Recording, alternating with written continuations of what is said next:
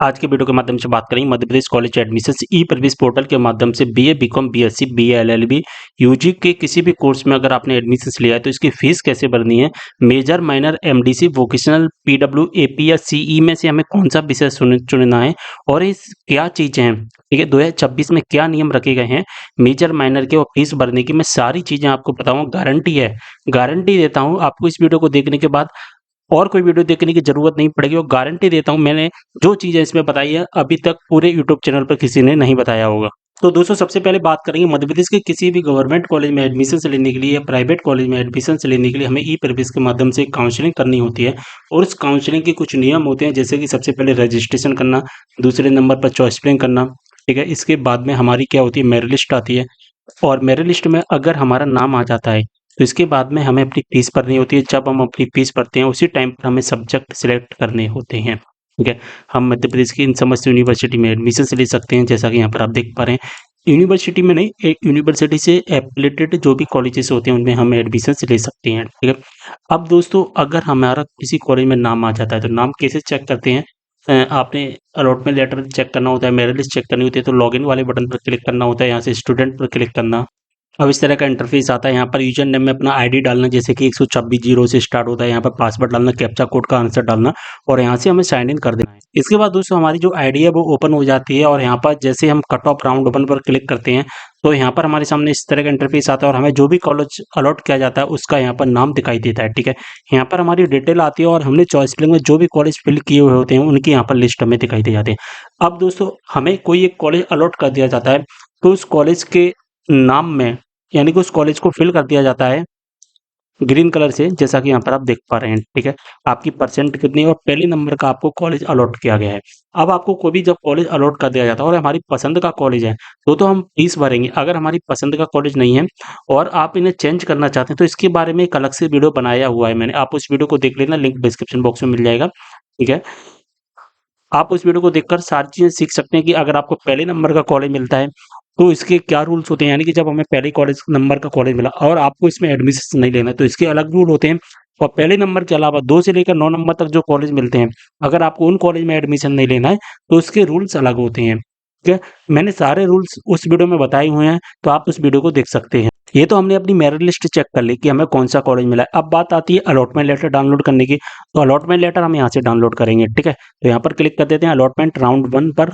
अब इस तरह का हमारे सामने इंटरफेस आ जाएगा। हमें जो भी कॉलेज अलॉट किया गया है उस कॉलेज का यहाँ पर नाम दिखाई देगा, डिग्री हमें दिखाई देगी, किस ब्रांच से किया गया है, हमारी कैटेगरी दिखाई देगी और सीट कैटेगरी दिखाई देगी। अब दोनों में यहाँ पर आप कंफ्यूज मत होना दोस्तों, इसका कारण है क्योंकि आपकी जो कैटेगरी है ना वो तो आपकी कैटेगरी ओबीसी ही रहेगी या एससी रहेगी, एसटी रहेगी, लेकिन जो सीट मिली है वो आपको यूआर से मिली है, तो इसको कोई टेंशन लेने की बात जरूरत नहीं, ठीक है। इसको आप इग्नोर करिए। आपकी मेरिट 70 नंबर है, ठीक है। रैंक कितनी है, वो 93 नंबर पाई, यानी 70% है और मेरिट जो बनी है वो आपके कॉलेज की है मेरिट केवल 93, ठीक है। यानी कि आपसे आगे 92 स्टूडेंट और भी हैं, ठीक है। तो अब दोस्तों हमें अपनी फीस सबमिट करनी है, तो फीस सबमिट करने के लिए हम नीचे आते हैं, ठीक है। यहाँ से आपने अलॉटमेंट लेटर तो डाउनलोड कर ही लिया होगा। यहाँ पर आप चेक मार्क करते स्वीकृत करें पर क्लिक करना होता है।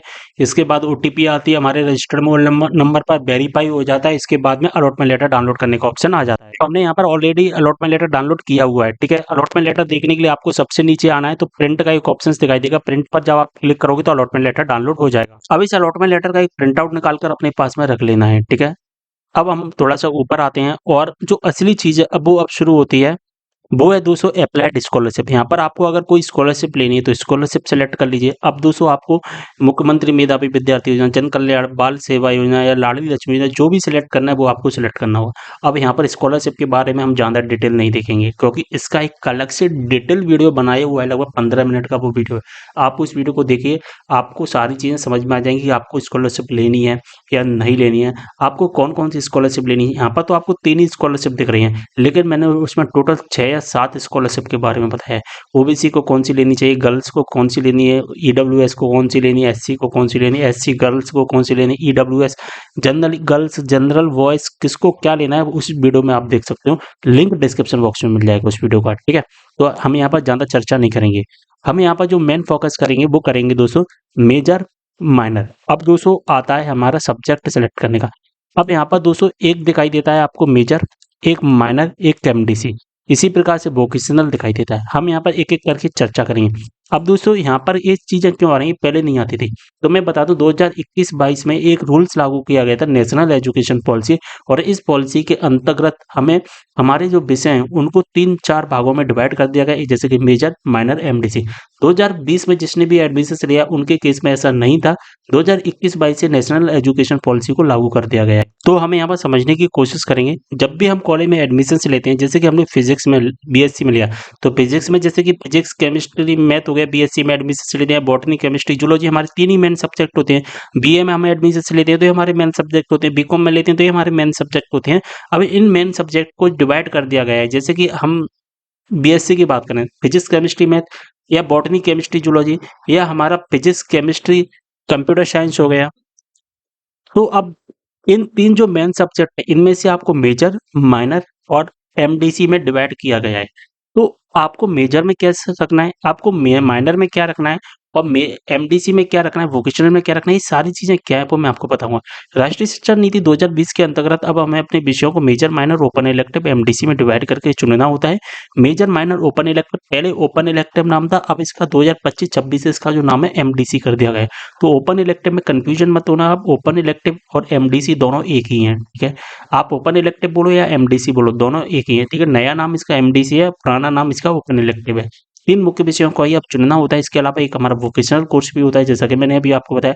इसके जो वोकेशनल कोर्स जोड़ा गया है वो व्यवहारिक ज्ञान के लिए जोड़ा गया है। ये इसका मतलब क्या हो गया कि हम जो अपने मेन सब्जेक्ट पढ़ेंगे, उन मेन सब्जेक्ट के अलावा जो भी हमारी दैनिक जीवन में उपयोगी होती हैं, आप जो विषय सेलेक्ट करो व्यवहारिक ज्ञान के, मतलब एक्स्ट्रा नॉलेज के लिए ये विषय जोड़ा गया है। इसके अलावा प्रोजेक्ट इंटर्नशिप होता है, और आधार पाठ्यक्रम यानी कि फाउंडेशन का पेपर तो आपका जो बाय डिफॉल्ट होता है, ये पहले भी होता था, हिंदी, इंग्लिश, ये सभी चीजें अब भी होता है, ठीक है। चलिए आगे बढ़ते हैं यहाँ पर। तो मेजर की बात करें, मेजर विषय क्या होता है, मेजर विषय हमारा मुख्य विषय होता है, यानी कि मेजर का मतलब हो गया मेन सब्जेक्ट। जो आप मेजर में विषय सेलेक्ट करोगे, आगे की पढ़ाई इसी के आधार पर होगी। जैसे कि आप मेजर में आपने कोई मैथ सेलेक्ट कर लिया, तो आपका जो मैथ होगा, मैथ ही आपका पीजी से आप मैथ कर पाओगे। जैसे कि आप एमएससी करोगे तो वो मैथ से ही होगा, ठीक है। तो आप जो मेजर में सिलेक्ट करोगे वो आपका मेन सब्जेक्ट होगा, मेन चीज होगी आपकी, ठीक है। और जो मेन सब्जेक्ट होता है ना, उसी से हम स्नातकोत्तर कर पाएंगे, ठीक है। वैसे खैर इसके नियम बदल दिए गए, अगर आप इंटरव्यू दोगे तो आप और विषयों का भी चयन कर सकते हैं पीजी में, लेकिन इसके बारे में ज्यादा चर्चा नहीं करेंगे। आप ये ध्यान रखिए कि जो मेजर में वो सिलेक्ट करोगे वो आपका मेन सब्जेक्ट होगा, ठीक है। माइनर होता है मेजर से छोटा सब्जेक्ट, ठीक है। माइनर जो होगा वो मेजर से छोटा सब्जेक्ट हो गया, ठीक है। याद रखना मेजर में आपके 3 पेपर होंगे। 2025-26 से नियम बदल दिए गए हैं। 2021-22, 22-23, 23-24, 24-25 में मेजर के 2 पेपर होते थे, लेकिन अब इसके 3 पेपर होंगे। जैसे कि आपने मैथ सिलेक्ट किया तो मैथ के 3 पेपर होंगे, मैथ 1, मैथ 2, मैथ 3, जो कि मेजर 1, मेजर 2, मेजर 3 के नाम से होंगे। अगर आप माइनर सेलेक्ट करोगे तो माइनर के 2 पेपर होंगे, माइनर 1 और माइनर 2, ठीक है। ओपन इलेक्टिव का नाम क्या कर दिया गया है, एमडीसी कर दिया गया है, ठीक है। अब यहाँ पर हम देखें तो मेजर में हम जो भी विषय सेलेक्ट करेंगे उस विषय में हम पीजी कर पाएंगे, यानी कि मेजर विषय हमारा मुख्य विषय होता है। मेजर के 3 पेपर होंगे, मेजर 1, मेजर 2, मेजर 3, 2025-26 से नियम है। माइनर के 2 पेपर होंगे, ओपन इलेक्टिव या एमडीसी का है, सॉरी, माइनर के 2 पेपर होंगे और ओपन इलेक्टिव या एमडीसी का 1 पेपर होगा, ठीक है। सभी के पेपर के 100 नंबर का होगा, 75 नंबर का पेपर यूनिवर्सिटी के द्वारा लिया जाता है, 25 नंबर सीसी टेस्ट होते हैं। मिनिमम जो पासिंग मार्क होती है 35 होती है, यानी कि आपको 100 में से 35 नंबर लाने होंगे तभी आप पास हो पाओगे। तो अभी मैंने बताया था ना, मेजर समझा दिया, माइनर समझा दिया, एमडीसी समझा दिया। अब हम वोकेशनल का देख लेते हैं, पीडब्ल्यू का देख लेते हैं कि वोकेशनल आखिर क्या चीज़ है। तो वोकेशनल मैंने अभी आपको बताया, व्यवहारिक ज्ञान है, यानी कि जो हमारे सब्जेक्ट है उसके अलावा एक्स्ट्रा सब्जेक्ट की पढ़ाई करवाना, ठीक है, वो वोकेशनल के अंतर्गत आता है। इसका 1 पेपर होगा, इसका ध्यान रखें। जैसे कि हम यहाँ पर देखें कि उच्च शिक्षा को रोजगारमुखी बनाने हेतु व्यावसायिक एवं कौशल संवर्धन के पाठ्यक्रम राष्ट्रीय शिक्षा नीति 2020 का एक अभिन्न अंग है। नीचे दी गई जानकारी में से प्रत्येक वर्ष विद्यार्थी को रोजगार की संभावना की दृष्टि से रखते हुए अपनी रुचि एवं योग्यता के अनुसार महाविद्यालय में यानी कि कॉलेज में उपलब्ध कराए गए विषयों में से एक व्यवसायिक विषय का चयन करना होता है, और व्यवसायिक विषय प्रतिवर्ष 4 क्रेडिट का हुआ। इसको हम ज्यादा डिटेल में नहीं जाएंगे, ठीक है। अभी आप इतना समझ लीजिए कि आपके जो व्यवहारिक ज्ञान के लिए सब्जेक्ट है ऐड किया गया है, ठीक है। क्योंकि आप डिटेल में जाओगे तो फिर आप कंफ्यूज हो जाओगे, और आप इनमें से बहुत सारे लगभग 59 सब्जेक्ट हैं, ठीक है। कितने हैं, 59। लेकिन आप बोलोगे कि 59 तो हमें दिखते ही नहीं है, हमें तो 8-10 देखेंगे वो आपको इसलिए देखते हैं 8-10 सब्जेक्ट, क्योंकि आपकी कॉलेज में अवेलेबल नहीं, जितने सब्जेक्ट आपके कॉलेज में अवेलेबल होंगे केवल आपको वहीं दिखेंगे, ठीक है।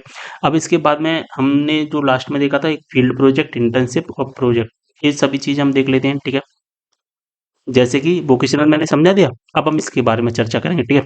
इसमें हम प्रोजेक्ट वर्क, इंटर्नशिप, एप्रेंटिसशिप और कम्युनिटी एंगेजमेंट के बारे में चर्चा कर लेते हैं। तो प्रोजेक्ट देखिए, फील्ड प्रोजेक्ट सिलेक्ट करो, इंटर्नशिप सिलेक्ट करो जिसे शिक्षुता कहते हैं, प्रशिक्षुता कहते हैं, अप्रेंटिसशिप को और कम्युनिटी एंगेजमेंट को सामुदायिक जुड़ाव कहते हैं, ठीक है। ये भी कुछ एक्स्ट्रा चीजें हैं जो हमारे फील्ड में काम आती हैं, ठीक है। फील्ड प्रोजेक्ट का मतलब हो गया या प्रोजेक्ट वर्क का मतलब हो गया हमें कोई एक प्रोजेक्ट पर काम करना, जैसे कि आपको याद है आप स्कूल्स में प्रोजेक्ट बनाते थे, आप उस पर वर्क करते थे, आप एक पूरे प्रोजेक्ट फाइल बनाते थे, उसी प्रकार का यहाँ पर भी होता है कॉलेज में।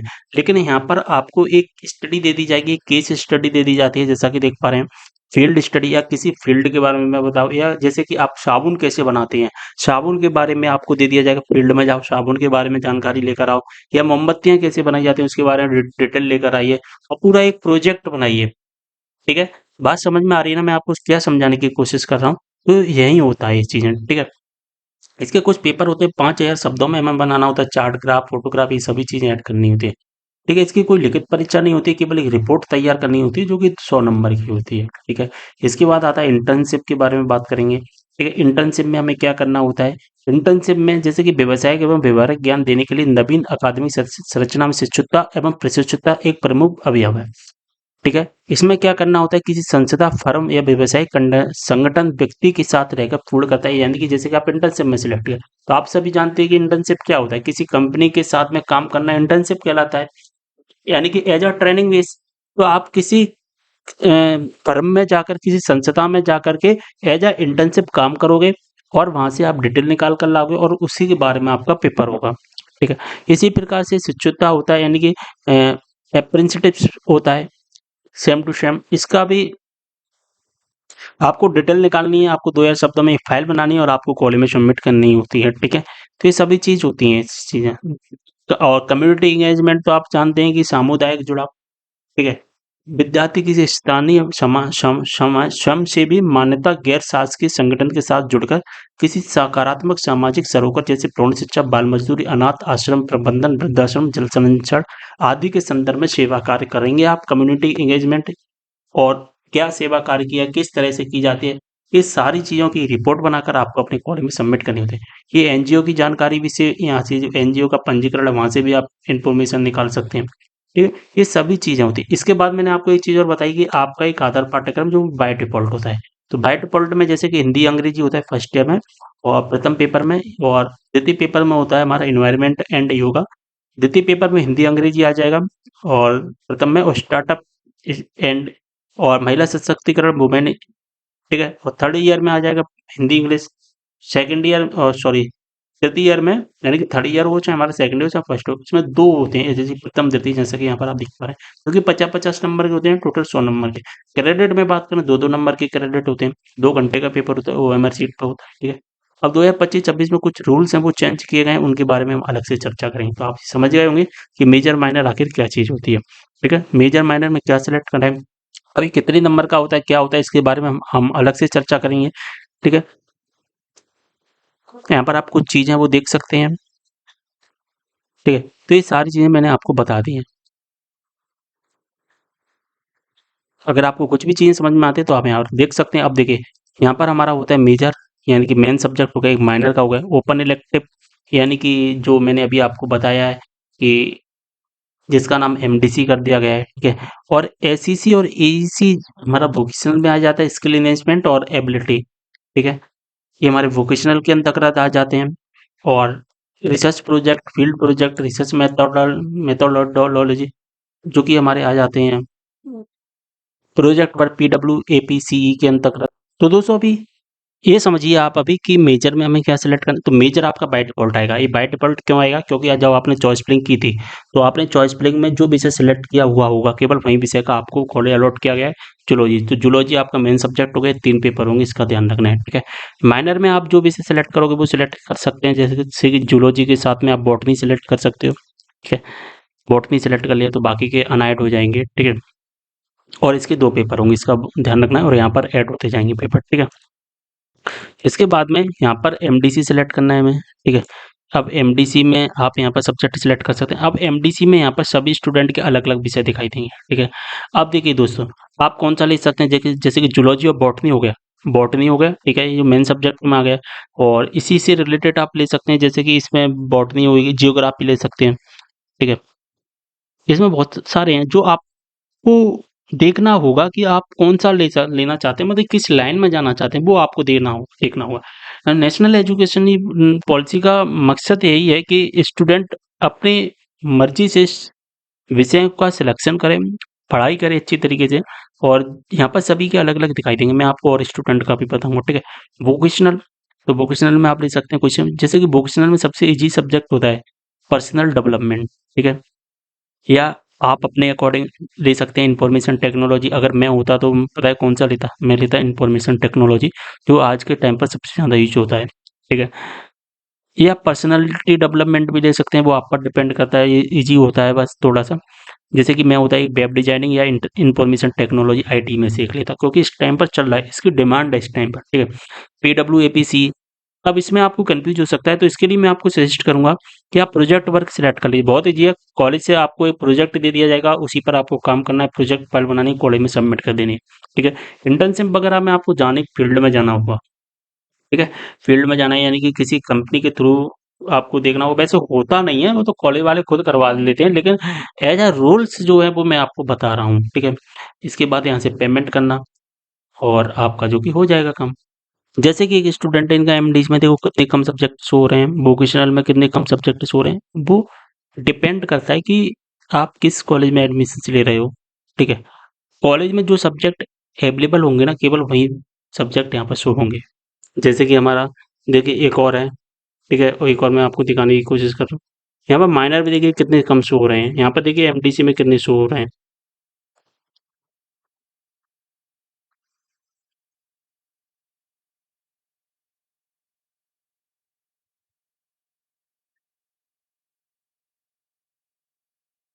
अब देखिए एक स्टूडेंट है, ठीक है, इसने क्या लिया हुआ है, इसने लिया हुआ है हमारा मेजर, ठीक है। अब मेजर में क्या है, यहाँ पर कंप्यूटर साइंस का है, माइनर में देखिए कितने कम है। एमडीसी में देख लीजिए आप, वोकेशनल में देख लीजिए आप, ठीक है। पीडब्ल्यू का सेम रहेगा सभी का, ठीक है। और वोकेशनल में भी ऊपर नीचे होंगे सब्जेक्ट। एमडीसी में सभी के अलग अलग शो होंगे, क्योंकि पता है एमडीसी में 59 सब्जेक्ट हैं, और ये 59 सब्जेक्ट एक कॉलेज में ऐड होना तो इम्पॉसिबल है ना। एक कॉलेज में पढ़ाई होना एक ही विषय मतलब 59 सब्जेक्ट की, तो इम्पॉसिबल है। तो जो सब्जेक्ट की पढ़ाई आपके कॉलेज में होती है वही यहाँ पर शो होती है, बस सीधी सी बात है, ठीक है। इसके बाद पेमेंट का ऑप्शन आएगा, आप पेमेंट पर क्लिक करना, आपके सामने आ जाएगा कितना पेमेंट करना है, और वो ऐड हो जाएगा। पेमेंट करने के बाद में आपके सामने रिसिप्ट आएगी, उसका प्रिंट आउट निकाल लेना। प्रिंट आउट निकालने के बाद आपको अपने कॉलेज में जमा कर देना है, ठीक है। तो मैंने यहाँ पर सारी चीज़ें आपको समझा दी, major minor MDC vocational PW APC में से आप क्या सिलेक्ट करना, आप अपने अकॉर्डिंग ही सिलेक्ट करना। आप किसी के बहकावे में आकर मत सिलेक्ट करना कि आपके दोस्त ने ये सिलेक्ट किया तो मैं भी ये सब्जेक्ट सिलेक्ट करूंगा, नहीं, ऐसा नहीं करना है। आप ये जिसमें रुचि है, आप जिसमें पढ़ाई कर सकते हो, केवल वही सब्जेक्ट सिलेक्ट करना। मेजर तो आप चेंज ही नहीं कर पाओगे, मेजर आपका बाय डिफ़ॉल्ट रहेगा। अगर आपको कोई भी इश्यू है सब्जेक्ट सिलेक्शन से संबंधित, तो आप मुझे कमेंट कर सकते हैं, इंस्टाग्राम पर मैसेज कर देना, इंस्टाग्राम का भी लिंक डिस्क्रिप्शन बॉक्स में मिल जाएगा। मैं आपके डाउट सॉल्व करने की पूरी कोशिश करूँगा। मिलते हैं अगले वीडियो में एक और जानकारी के साथ, तब तक के लिए बाय।